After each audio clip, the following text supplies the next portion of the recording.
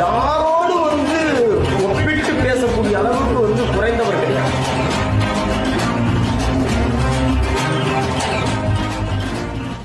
ஆயிரத்தி 1860 ஆண்டு சென்னையில் ஒரு மீனவ குடும்பத்தில் பிறந்தார்.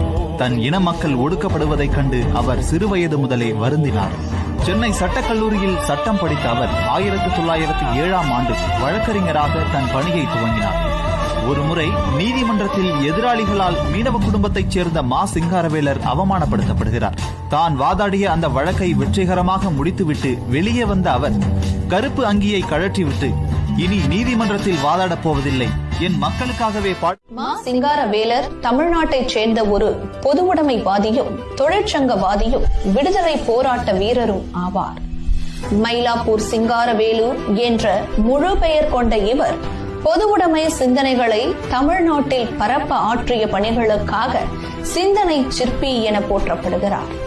சிங்காரவேலர் மே தினத்தை கொண்டாடிய முதல் இந்தியர் மற்றும் தொழிலாளர் நலனுக்காக நாட்டிலேயே முதல் தொழிற்சங்கத்தை உருவாக்கினார்.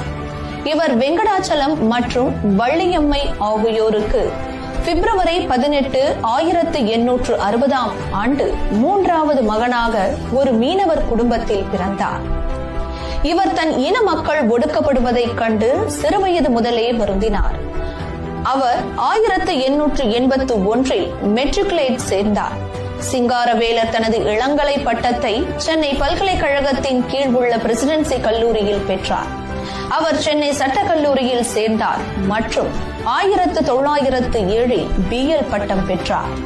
சென்னை சட்டக்கல்லூரியில் சட்டம் படித்த அவர் 1907 ஆண்டு வழக்கறிஞராக தன் பணியை துவங்கினார்.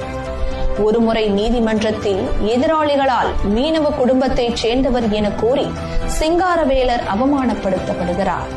அந்த வழக்கை வெற்றிகரமாக முடித்துவிட்டு வெளியே வந்த அவர் கருப்பு அங்கியை கழற்றி